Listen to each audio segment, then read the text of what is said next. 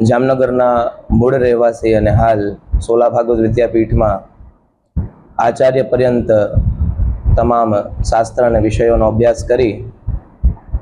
Shrimad Bhagavat Mahapuran doctor યોગેશભાઈ પંડ્યા જે અમારા ગુરુજી છે જેમની પાસે અભ્યાસ કરી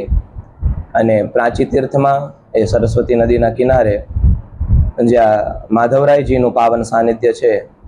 અને માધવરાયજી એ લક્ષ્મીજીની સાથે બિરાજમાન છે એ પાવન સાનિધ્યમાં પિતૃના મોક્ષાર્થે આ ભાગવત કથાનું આયોજન થયું છે અને એ ભાગવત કથામાં મૂલતઃ